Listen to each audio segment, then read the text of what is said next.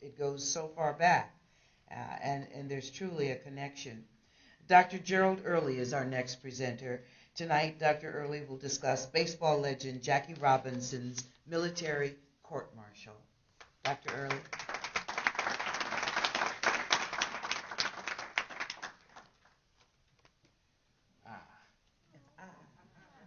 Good evening. Good evening. I see a lot of people out here have like pads, like y'all taking notes, and and that makes me nervous, because I see people taking notes. I say, oh man, maybe I gotta give an exam after this or something like that. I'm not. So I hope don't take any notes on this, man. This I'm going to tell you a story. I'm going to tell you a very simple story, and I got a beginning, a middle, and an end, and you don't have to take any notes on this. Trust me, you don't have to take any notes on this. In his autobiography, Knocking Down Barriers, Fighting for Black America, Truman Gibson recounts the incident that ultimately led Jackie Robinson's departure from the American military in 1944. Here is the quote from his book.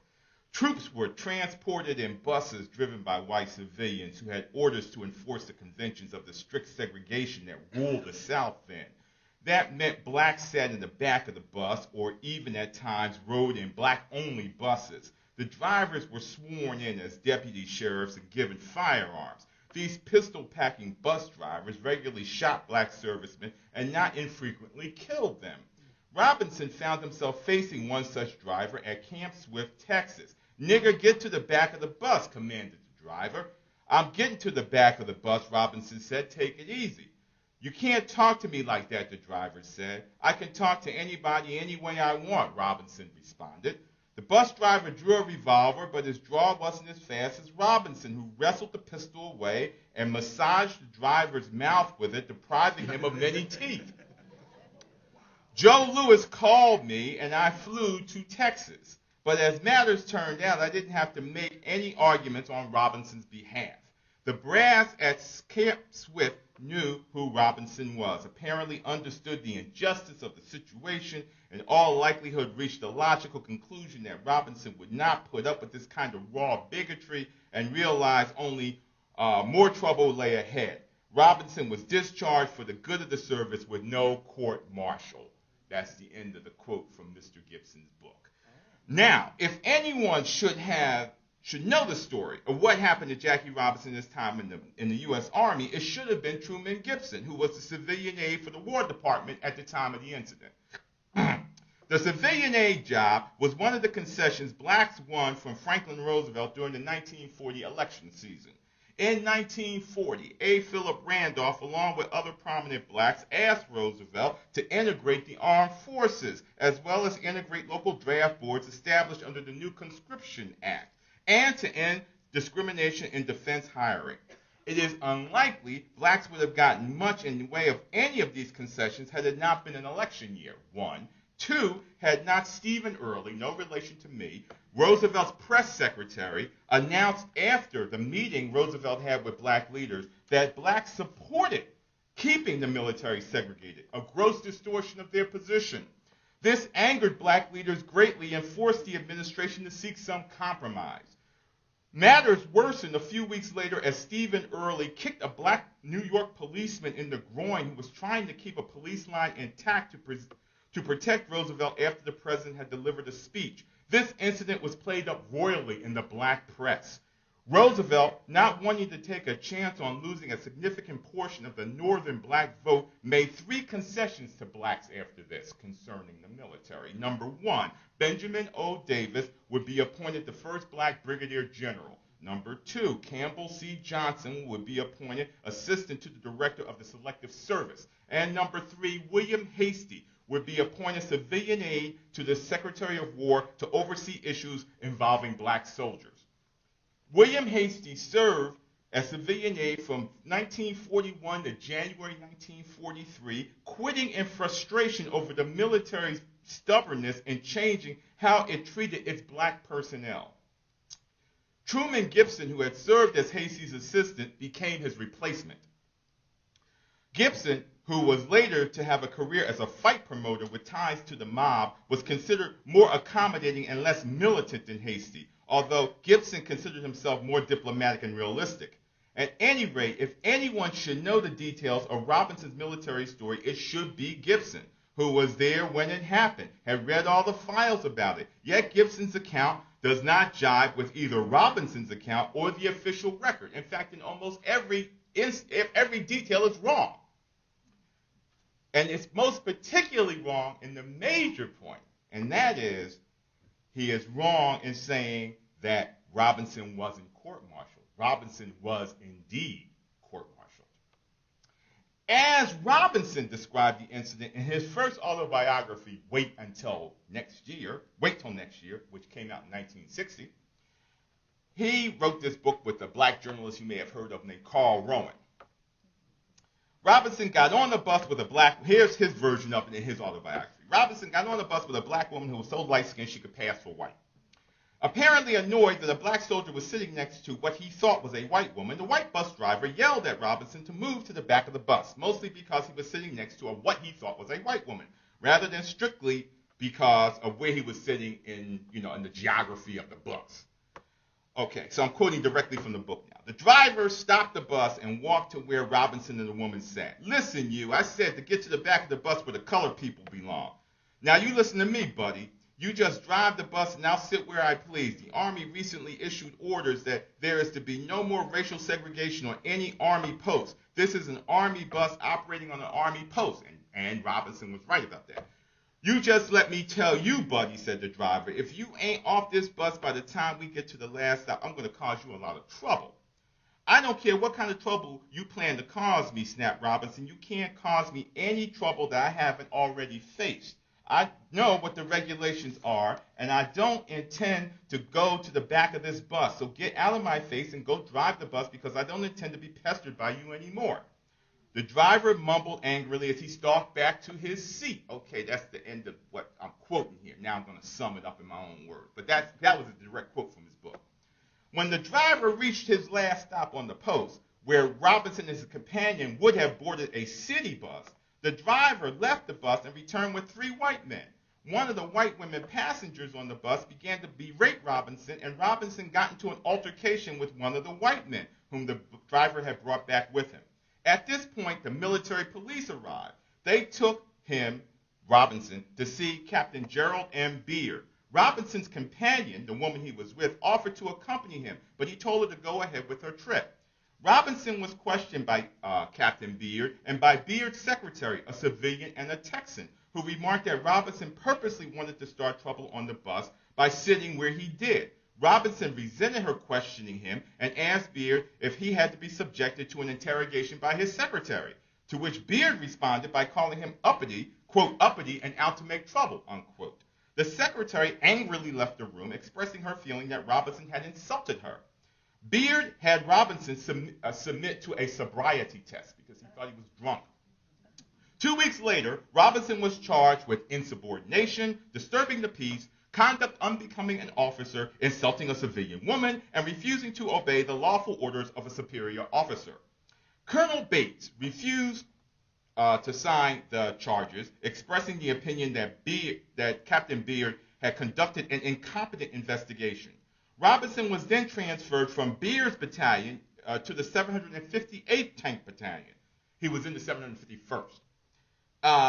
When the commander of the 758th signed the charges, several black officers, deeply concerned that Robinson was being railroaded, publicized the case as a way of protecting Robinson by notifying the NAACP and 2 of the leading black newspapers of the day, the Pittsburgh Courier and the Chicago Defender. When this happened, Robinson was notified that several of the charges were being dropped. He was, according to his autobiography, finally court-martialed on August 2nd, 1944. But according to the Army records, he was actually court-martialed on August 3rd, 1944, not August 2nd. He was court-martialed on 2 charges: that he had behaved disrespectfully to a superior officer, Beard, and that he had disobeyed an order from a superior officer, Beard. Colonel Bates testified on Robinson's behalf. Beard's testimony did not hold up well under cross-examination, and Robinson was acquitted. This is the account that Robinson gives. To be sure, Robinson did not base his account merely on his memory. He formally requested a copy of his Army records in April 1958, in which he said he needed them in order to write the book I just quoted from. The Army replied in May, sending him not his records, but a one-page official statement of his military service that was full of errors. For instance, incorrectly stating that he was discharged in January 27, 1943, which was actually the date, January 28, 1943, that he was commissioned as a second lieutenant.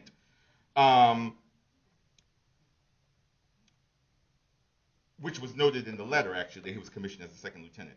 This means that according to the letter that the Army gave him, he was discharged first and then given his commission, which is impossible.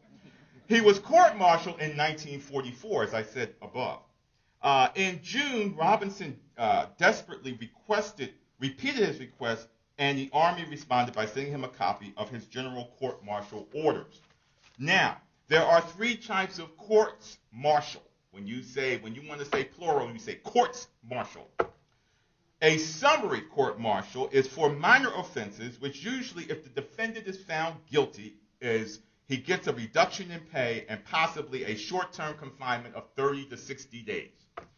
A special court-martial is for more serious offenses when the defendant can request a jury composed one-third of enlisted men or can request to be tried solely by a judge. The maximum penalties for a special court-martial are loss of 2/3 of your pay for 1 year and possible confinement of up to a year.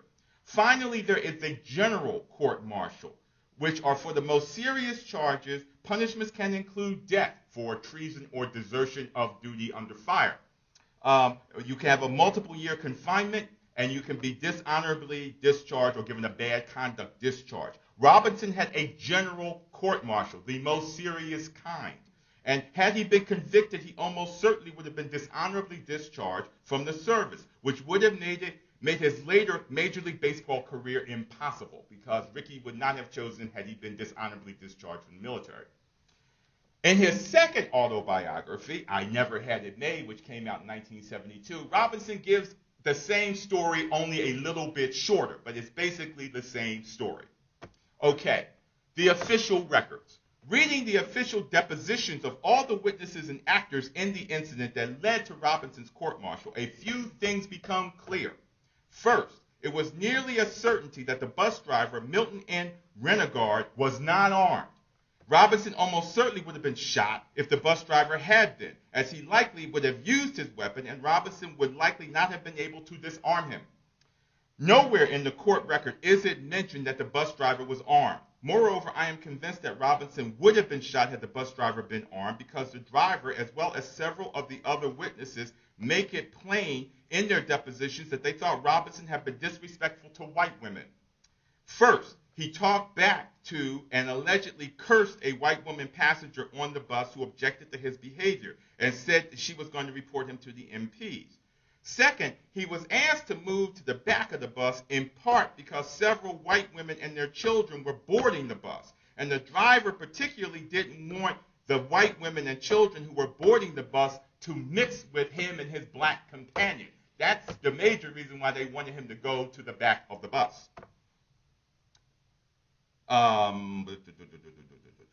The sexual aspect of this is especially explosive, which is why I believe that Robinson would have been shot or assaulted if the driver had been armed. In the deposition of the whites, of all the whites I read all the depositions of all the whites, the white women present at the incident are, in all the deposition records, are always referred to, quote, as ladies, unquote. And the black woman who was with Robinson, Virginia Jones, wife of a black first lieutenant, is always referred to, quote, as a colored girl, unquote.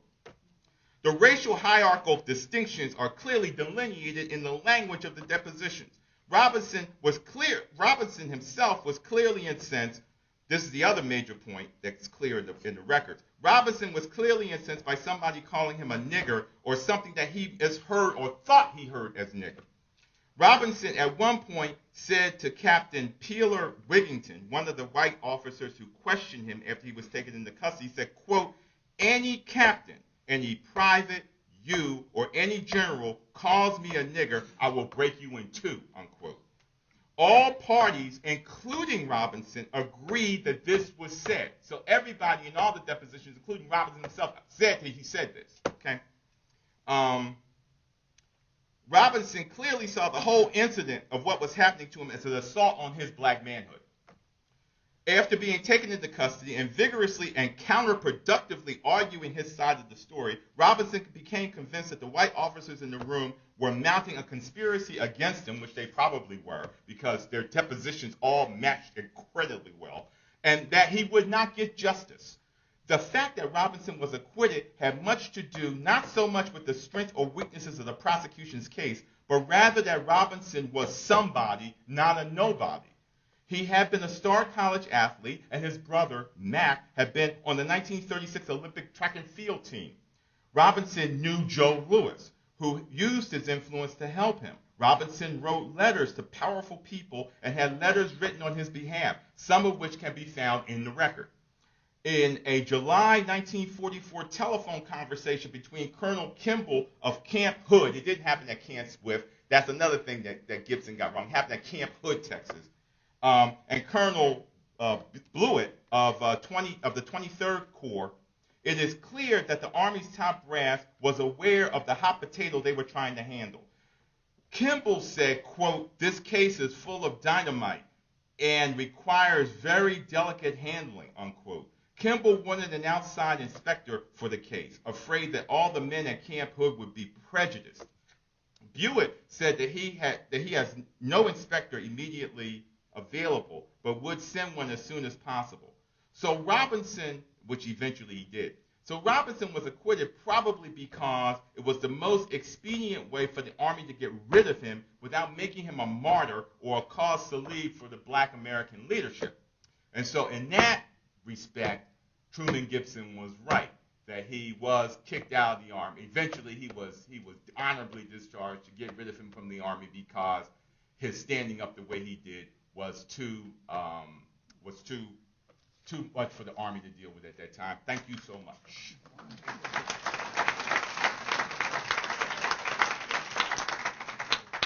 We've heard it all. Thank you, Dr. Early. We've talked about the mood of the country and the Lincoln administration prior to the Emancipation Proclamation. We've heard a little bit about how people dealt with it once we had the Emancipation Proclamation and what life was like, and education of the newly freed slaves and their offspring, and bringing us right up to the present. And then the story of a great American and his struggles with racism and discrimination in our country. All of that presented to you tonight by very gifted individuals. Now we'd like to offer you the opportunity to ask questions of them based on comments.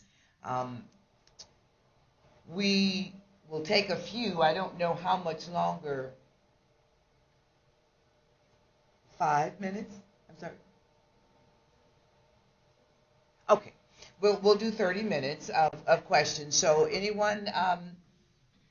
Yes, sir. Would you stand and give us your loud voice? We don't have a microphone, I don't think. My question is refers to Rick John Salton. He is a professor at Harvard University. And in his book, he contends that one person missing from that picture was Frederick Douglass. But Frederick Douglass basically met with Lincoln 3 or 4 times. He was staunch advocate all his life for freedom. 2 of his sons fought in the 54th regiment. And I want to ask the panelists about his contribution to freeing African American slaves. Anyone in particular you'd like? Anybody want to answer the The question? prince with the picture. Did you have any comment? Yeah, the picture was just, of course, of Lincoln's cabinet.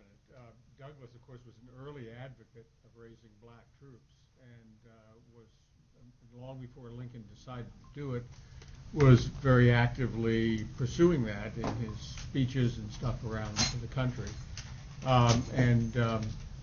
Yeah, he had a major role to play in moving the whole prospect forward. And one of the things that we have to remember is that politics were involved back then, just as there are now, And one of the reasons that Lincoln issued the Emancipation Proclamation was that Congress was getting ahead of him. Congress had already abolished slavery in the District of Columbia. Congress had said that the Army had no obligation to enforce the Fugitive Slave Law of 1850. Congress had passed 2 confiscation acts that kind of were the entering wedge toward emancipation. And so one of the reasons Lincoln moved forward, and Douglas had been involved in pushing all of that forward, one of the reasons Lincoln moved with the presidential proclamation was to try to get ahead of the issue and get himself back in the forefront of it. Any other comment about Frederick Douglass and his contribution to the writing of the proclamation? All right. Sir, your question? And there is a microphone, I'm told. It's working. Dr. Earl, just briefly, quickly.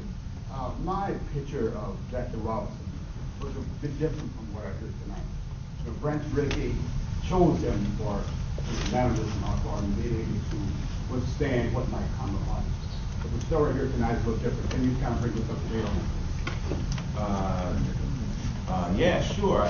Jackie Robinson had a hair-trigger temper. He was an extremely competitive man. He was a quite driven man, and he could not stand taking any kind of insult from white people. Now, what he did in the first 3 years he was in Major League Baseball was because Branch Rickey asked him to do that. It wasn't because it was the way he was. In fact, he wrote this book, he felt like a freak when he had to do that because that wasn't him. And when he got freed up from that, you'll notice if you read about him, when he got freed up from that, he became very outspoken on the field, very argumentative, and the white folks who loved him the first 3 years when he was like Mahatma Gandhi, he suddenly started getting a lot of bad press from white sports writers afterwards because they kept saying, oh, he's too sensitive, he's too temperamental, he's always jumping out here arguing with people and all this sort of stuff. But that was the way Jackie Robinson was, and that was one of the reasons why Jackie Robinson, you know, he had a lot of pride, he had a lot of race pride, and he was very competitive, so that made him, you know, the kind of person that he was. For instance, that's one of the reasons why he and Roy Campanella did not get along that well on the Dodgers, because he thought Roy didn't have enough race, wasn't interested in race enough, didn't have enough race pride the way he did and stuff like that. So, you know, the picture you got Jackie Robinson tonight is Jackie Robinson. I just want to add something quick to that. You know, I think it's safe to say that historically, we have been fed a manipulated image of Jackie Robinson. And, you know, I'm looking forward to reading the book. Dr. Ray, I really am, because, you know, what historians do is myth destroying. So I want to read that. I'm looking forward to it. Grew up around Robinson. Let me just say this, in the interest of recording this event, if you have a response, could you come to the microphone, or else I'll have to bring the microphone to you. It'd be easier if they came to the podium. All right, any other questions? Yes, sir. My question, I believe, would be to Dr. Gerges. I think you stated that Governor Gamble, he made a term of when the children could not become slaves. What was his thought process behind it? Because what I get from that is that he agreed that, okay, slavery was bad or whatever. I mean, why? Why would he say, okay, after 10 years? You're talking about Hamilton Gamble, the governor? Well, he was pro-slavery. And what Lincoln was trying to do with the border states, those states that we saw across from Delaware and so forth, that didn't secede from the Union, and they were slave states, and Lincoln, in the early years of the war, said, okay, we'll let you deal with slavery however you want. He encouraged them to move in the direction of emancipation. And that's what Hamilton Gamble was doing, but what I was trying to point out was that if he had his way, the slave owners would have continued to have control of the labor power of their servants, as they were now being called, for another generation or more. I mean, slavery wasn't going to end until the late 19th century if Hamilton Gamble had his way. Does that help answer? Okay. So the border state loyal slaveholders are really hoping in the fact that they didn't accept the compensated emancipation indicates to me that they really hoped that they could hold on to slavery for quite a bit longer.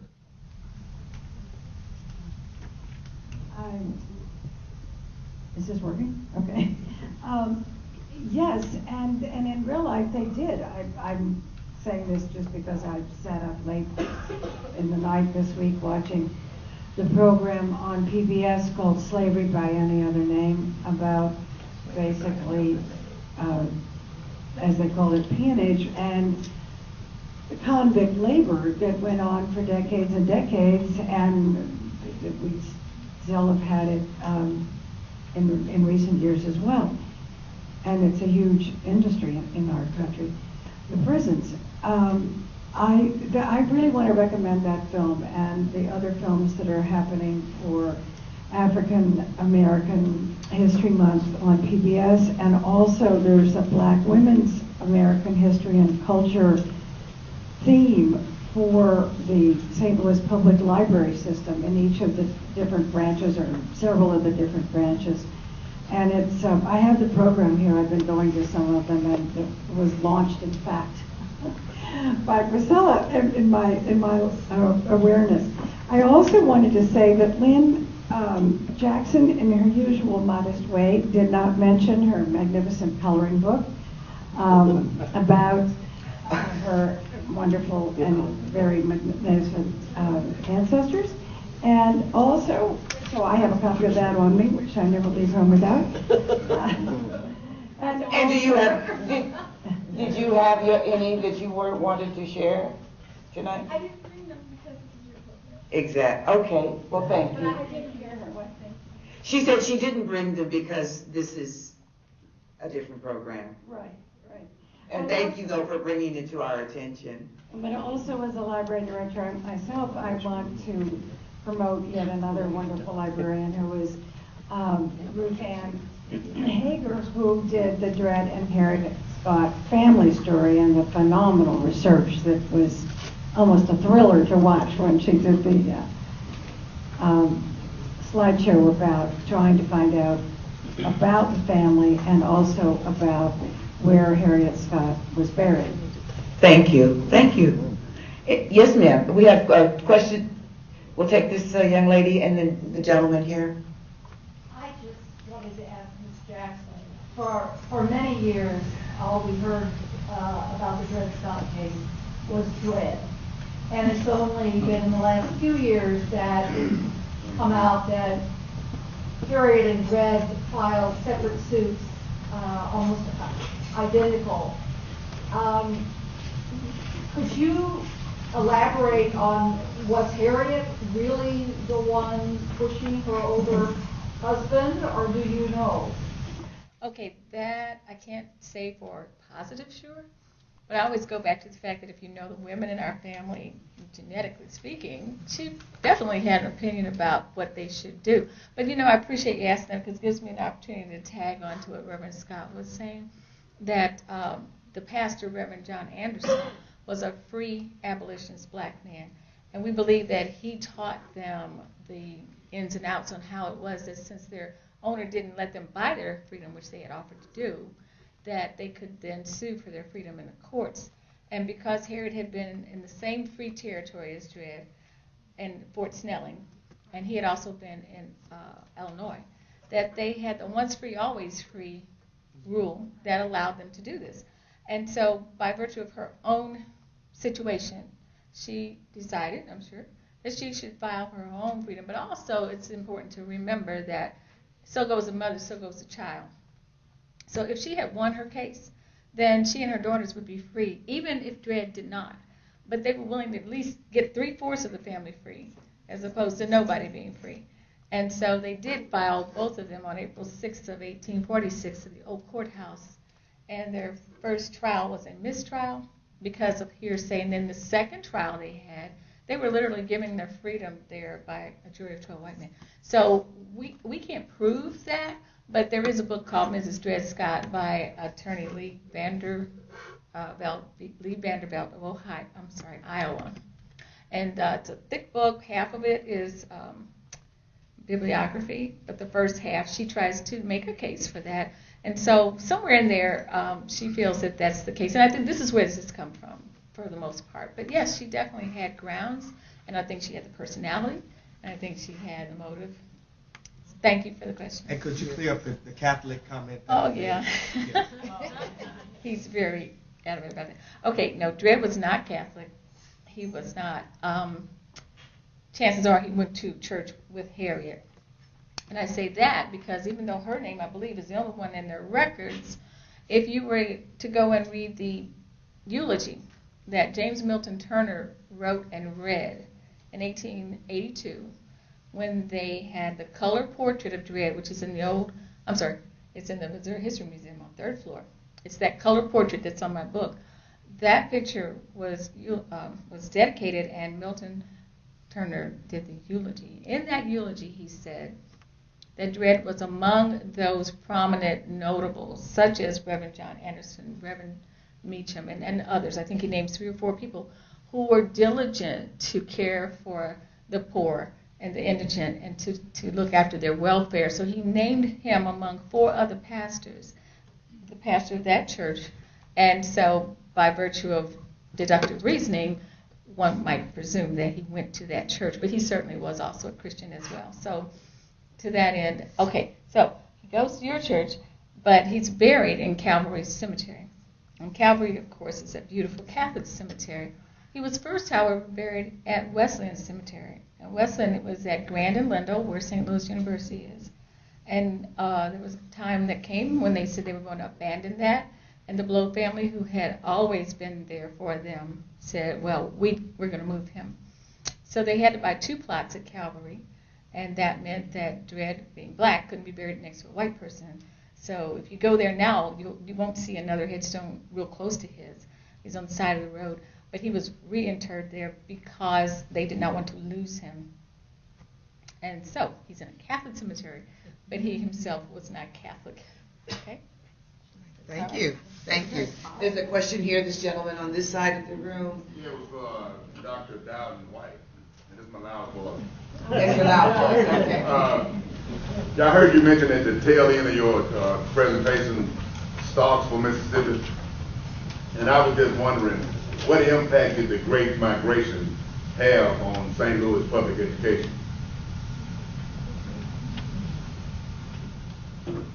Thank you for the question. The Great Migration had a tremendous impact on education in St. Louis and on St. Louis as a whole. I mean, in so many areas, the Great Migration had a tremendous impact. As you probably know, St. Louis was, during the interwar period, during the first leg of the Great Migration around the First World War period, was one of the major centers of the Great Migration. And it was also a major center of in-migration into the city. I found in my early research when I was working on my dissertation, in some weeks in 1922, there were some weeks when there were approximately 1,000 African Americans that were moving into St. Louis.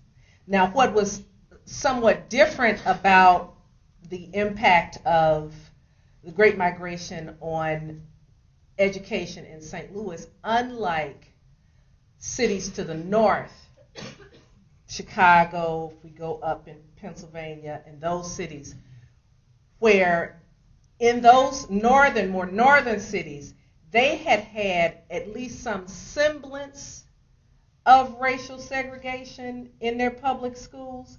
St. Louis had always maintained segregated schools.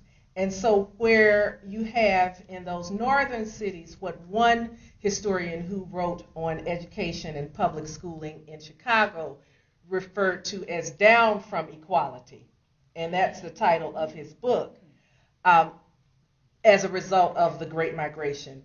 In St. Louis, you just have a steady entrenchment of of racial segregation, not only in the schools, but in the healthcare field and in other arenas of social welfare reform in St. Louis. I have a question in the back of the room. Talking to me? Yes, sir. Yes, Lynn Jackson and I are families. We're friends for years now. We admire her and her leadership in the Dred Scott Foundation. But we've heard and have seen the models of the statue of Dred and Harriet. Very well done. They are to be placed, we understand, at the old courthouse. I'd like to know the progress of that movement, where we are, and what can we do to help.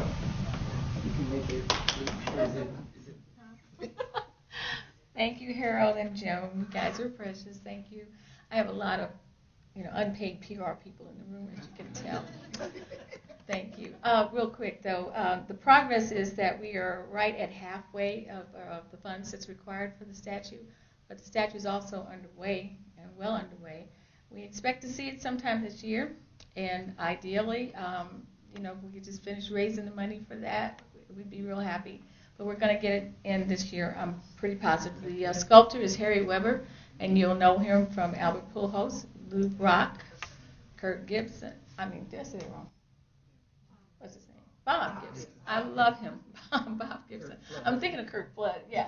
And many other people. Chuck Berry just recently, a wonderful sculptor and beautiful. He's done a beautiful job on Dred and Harriet. So. I don't think I can solicit funds tonight, but if you go to our website and you just Google the Dred Scott Foundation, you'll get all the information you need on that, and I thank you. All right, we have another question on this side of the room, young lady. I have a question for Dr. Dowden White. I go to Village Inn, and I was wondering when the private Catholic schools were first integrated. My research has not dealt a great deal with private schooling. And that is a topic that I am aware that there is some current scholarship that's underway. There's and I can't think of where this student is, but recently, a few months ago, I heard about a student who is working on a dissertation on private schooling in St. Louis. So unfortunately, I can't address that. My research deals with public schooling in St. Louis. I just wanted to just take an opportunity to just say something else to this gentleman who had asked me this question earlier. What I didn't have time to really elaborate on in terms of those local school movements really further answers your question about the impact of the Great Migration on schooling in St. Louis.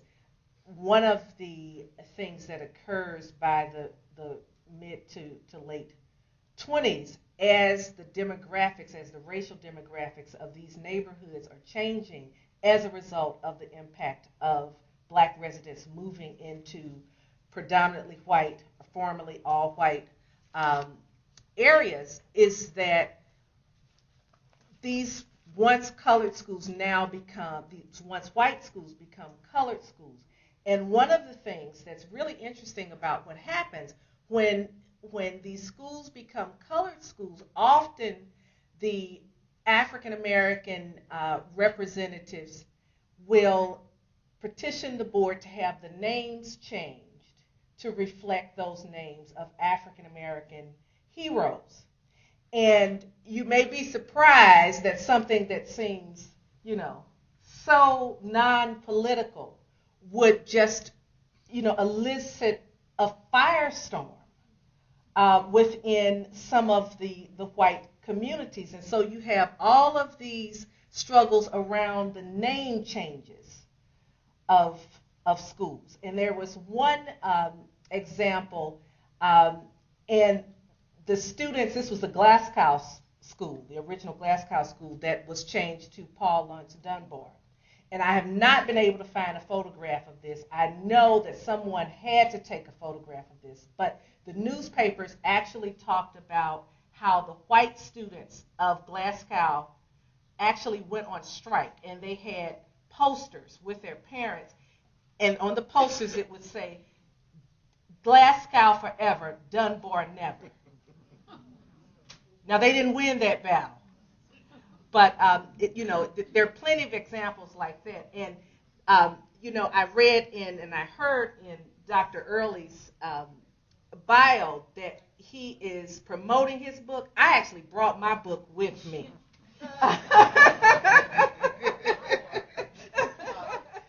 And I was going to let everyone know that they are available. I would just say that the reverse of that happened too. Having taught at Sumner in 65, 66, Mr. Brantley, the principal, was very quick to tell me that integration was the ruin of Sumner High School.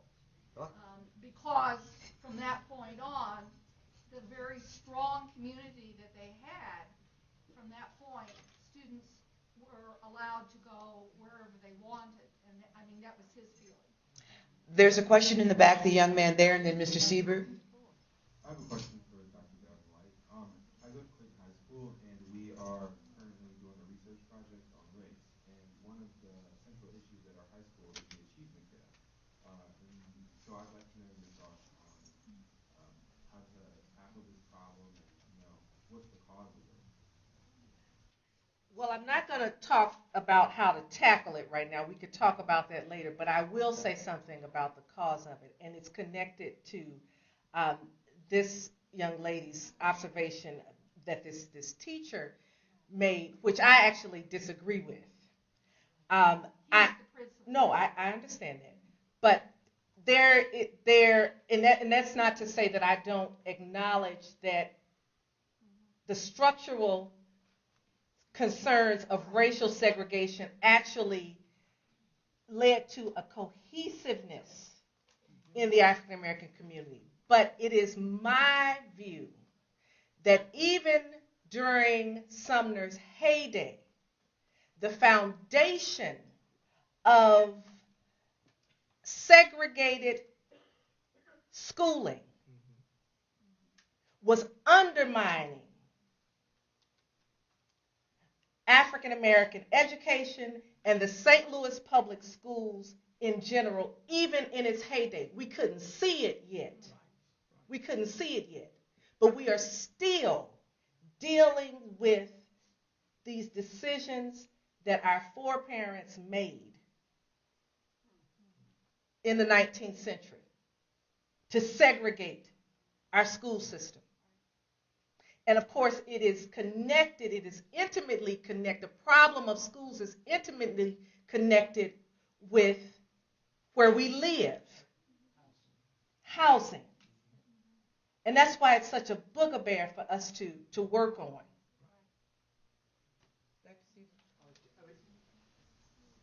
I'll speak loud. In response, partial response to the young lady's question about when private schools were integrated, I don't know about private schools, but the parochial schools were technically desegregated by Cardinal Ritter in 1948. And how much that actually accomplished, I don't know, but that was when that specifically happened for just the Archdiocesan schools. Comment? Any other comments or questions? Oh, here's a hand, and then we'll come over. I see this gentleman again. Yes.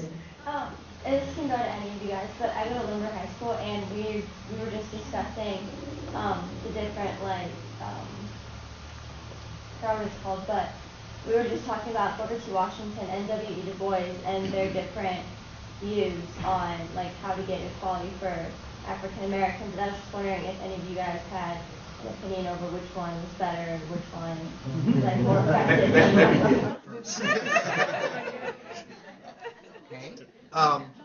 The interesting thing is that within the social constructs, when it comes to educating anybody about African American history, is that they try to create this dichotomy between Booker T. Washington and W.B. Du Bois. The interesting thing is that Booker T. Washington, of course, was more looked at the use of hand, efficiency, whereas W.B. Du Bois had the concept of talent to tent. The interesting thing is that neither one is not better than the other. It takes an embracing of the both. And so part of what I've helped my students or my parishioners to understand is that you need to be able to, if you're African American or African descent, you need to be able to use your hand as well as your brain and engage in whatever uplift you can to improve the community and transform those spaces into reconciliation and liberation. Any other comments from our panel?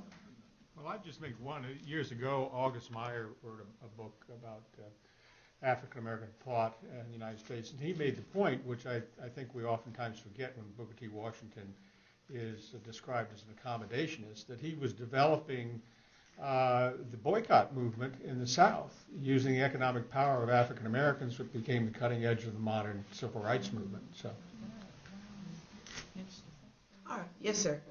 I just wanted to point out that Isabel Wilkerson, who was a writer for the New York Times, wrote a book called Warmth of the Other Sun. She was here last year. If you want to read a great book about the Great Migration, I'm sure there are a lot of other resources out there that the panel might know about. But she said there were 8 million African Americans who left the South, and they went by various train routes depending on where they lived in the South. And they went to Florida, they went to New York and New Jersey. They lived in Alabama, Georgia. They came by train to St. Louis, Chicago, and those in Texas and Louisiana went to California and the West. So it's just a resource. The other thing was, I'm a physician, and the brain controls the hand. And so that anybody who has mechanical ability, it came from his brain. The hand doesn't have a brain by itself. And thirdly, I am from Kansas City, Kansas, in Quindara. And when I grew up, Kansas was a free state. Lawrence, Kansas was the center of the anti-abolitionist movement. There's a statue of John Brown very close to where I grew up, near the in Quindara, Kansas. And as you know, John Brown was a staunch advocate for black people being able to be free. So I grew up with stories about Quantrill and the raiders coming across bloody Kansas in our history. But I also knew that Kansas was a free state. There was a place called Nicodemus, which is on the National Historic Register. It's an all-black town. There were many black towns established by homesteading in Kansas. And so I wanted to say that basically, depending on your history, our history was that I'm from a free state.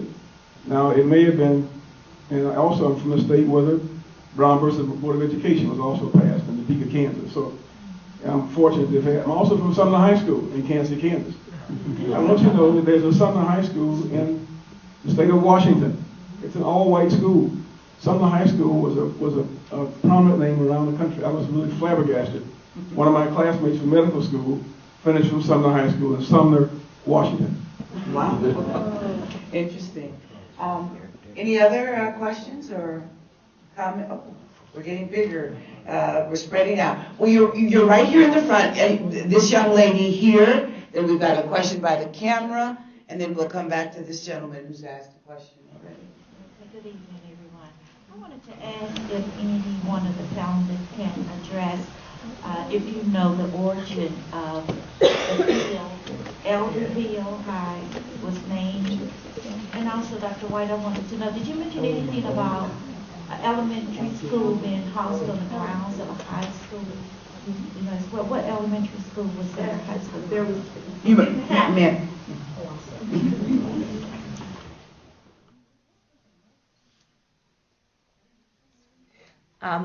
When I was speaking about the elementary school, the movement to place a new elementary school on Vashon's grounds, it actually did not occur.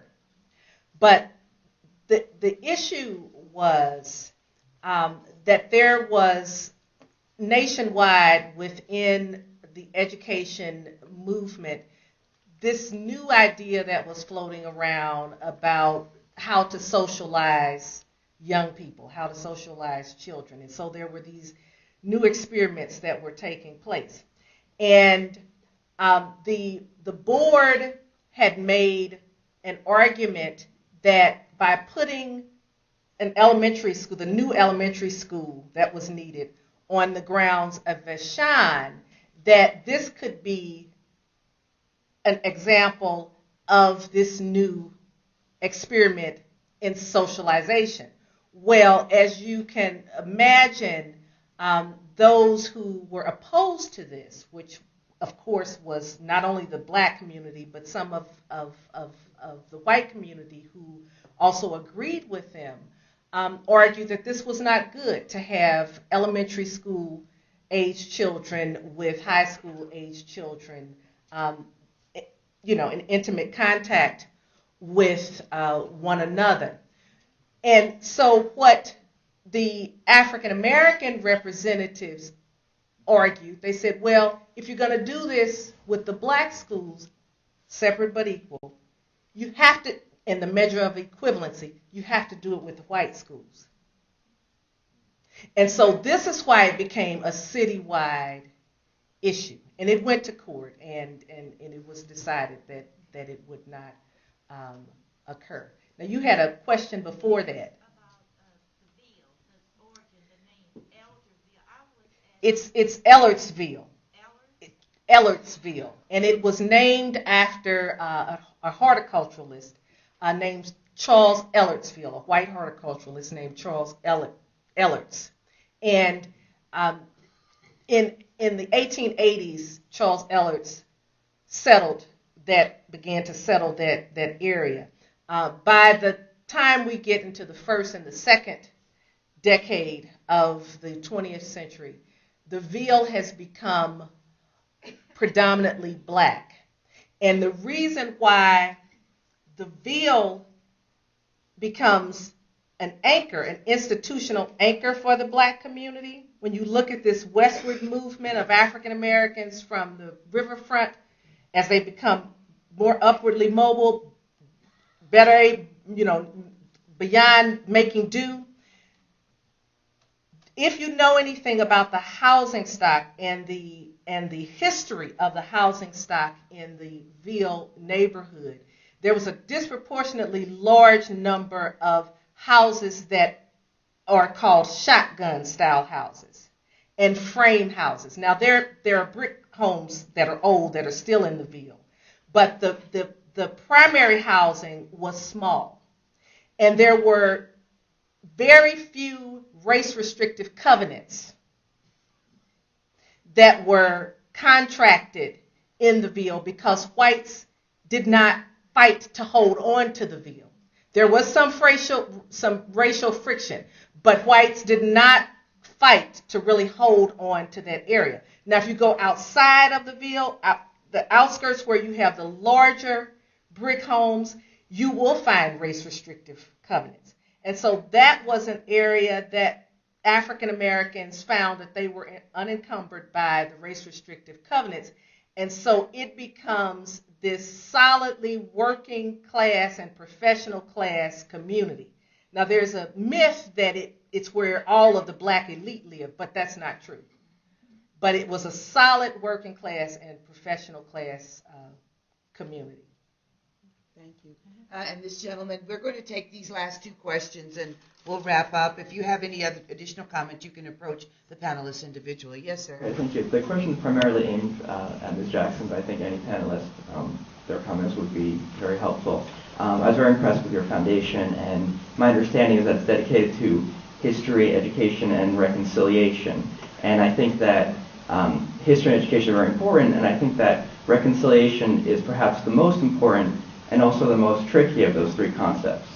I think that we could address the relationship between history, between the past, and between reconciliation and the present. So do you have either stories or examples of reconciliation that you've observed, or suggestions for how we could walk away having a firmer concept on what that means in our everyday lives? Well, yes, that last part of your question really did get my antenna up. Two things. One, it's commemoration, education, and reconciliation. And when I was, kind of like it was downloaded to me that this is what it should be, and I figured, okay, I understand commemoration, we're going to do this 150th, and education is a no-brainer. But reconciliation, I said, oh my gosh, what's that going to turn out to be? I don't have a clue. But as I've gone through the last 5 or 6 years, it's unfolding and unveiling itself to me as to where that will probably lead. However, one of the things that happened during this process, the year of the decision anniversary, 2007, there was opportunity for the Southern Baptists to do something very special. They presented to me 3 separate resolutions at their state level, the local level, and the national level of a resolution to acknowledge the Dred Scott decision was wrong, and that they would do all that they could to undo the harm that had been done and work for reconciliation. And those 3 resolutions that I have are very precious to me, because that's very unusual, and the wording is just beautiful and unique. But that's a national movement of a religious order who at one time was, obviously pro-slavery, to say that in this day and age we're willing to do something different. And then one last thing is that among the many groups that I've spoken to, and some of the wonderful little societies that exist in the city that most people don't know about, and the president of one of them is in the room tonight, but one is the Daughters of the American Revolution. And if you don't recall, this is the group that said that Marian Anderson was not welcome to sing for them at Constitution Hall. And so as that story goes, which is a really good story, is that the president's wife, Eleanor Roosevelt, said, oh, that's fine, I'm resigning, and you come with me. And she took her to the Lincoln Memorial, and she sang for 12,000 people. Well, the Daughters of the American Revolution, who exist here now in St. Louis, have had me at their home for a presentation, and they've given a donation to the statue. They also are working to promote the legacy of Marian Anderson where they are. So these are the little things that you don't hear about, but are awesome and wonderful, and it's happening. It's a groundswell that it's just going to burst out one day, and all of a sudden it's going to be there. So I really appreciate that question. Thank you. Thank you. I think in the interest of time, we will conclude our comments in our program, but certainly if you want to approach our panelists, feel free to do so if they have time for a few more comments. Again, we'd like to say thank you to all of the speakers tonight. Would you give them a round of applause, please? And also want to thank the St. Louis African American History and Genealogy Society for partnering in promoting this event. And there have been, in case you noticed, there were 4 or 5 young people who volunteered to help and serve as hostesses. We want to say thank you to them for being a part of the program tonight. Mr. Siebert. Thank you so much, Ms. Cornute, panel members, Mrs. Jackson and Reverend Scott, for this wonderfully informative and thought-provoking evening. As a small token of our gratitude for your making this program possible, we'd like you to accept some certificates of appreciation as a reminder of our time together, and I would like to present those now. Thank you very much. In the order of your presentations. Thank you. Scott.